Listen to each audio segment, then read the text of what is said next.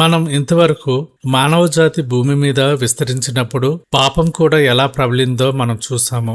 మనుష్య కుమారులు తమ ఇష్టానుసారంగా ప్రవర్తించడం ద్వారా దేవుని మనస్సును ఎంత గాయపడిందో గమనించాము. దేవుడు నరులను సృష్టించినందుకు సంతాపపడినట్లు వారి ఆయుష్కాలం 120 ఏళ్లకు పరిమితం చేసినట్లు మనం తెలుసుకున్నాం. ఇప్పుడు మనం ఈ వచనాల్లో నోవాహు వంశావళి గురించి, లోకమంతా పాపంలో మునిగిన ఒక మానవుడు దేవుని వైపు తిరిగి ఉంటే దేవుడు ఆ ఒక్కడి ద్వారానే నూతన సృష్టిని ప్రారంభించగలడు అని మనం చూసాము.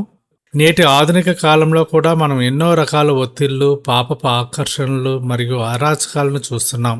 నోవాహు కాలం నాటి పరిస్థితులే నేడు మన కళ్ళ ముందు కనిపిస్తున్నాయి. మరి అటువంటి కాలంలో మనం ఎలా జీవించాలి, దేవుని దృష్టిలో మనం ఎలా నీతిమంతులుగా నిలబడాలి అనే విషయాలను ఈ వచనాల ద్వారా మనం తెలుసుకుందాం.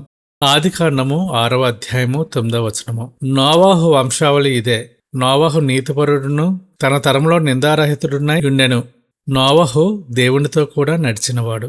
మానవుడు పాపానికి బానిసైన ఆ కాలంలో నోవాహు మాత్రం ప్రత్యేకంగా ఉన్నాడు.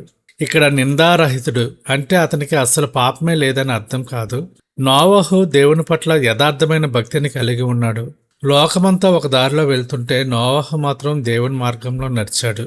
ఈరోజు మన జీవితాల్లో కూడా మనం నీతిమంతులుగా పిలువబడుతున్నామంటే అది కేవలం మన రక్షకుడైన యేసుక్రీస్తు రక్తము వల్లనే. హానోకు వల్లనే నోవాహు కూడా దేవునితో నడిచాడు. ఇక్కడ దేవునితో నడవడం అంటే ఆయన చిత్తానికి లోబడటం, నిరంతరం ప్రార్థనాపూర్వకంగా ఉండటం, దేవుని సహవాసంలో ఉండటం, లోకపు పోకడలకు దూరంగా ఉండటం. మన చుట్టూ ఉన్న సమాజం అవినీతితో, అబద్ధాలతో నిండిపోయి ఉండవచ్చు. మన ఆఫీసులో మోసం ఉండవచ్చు.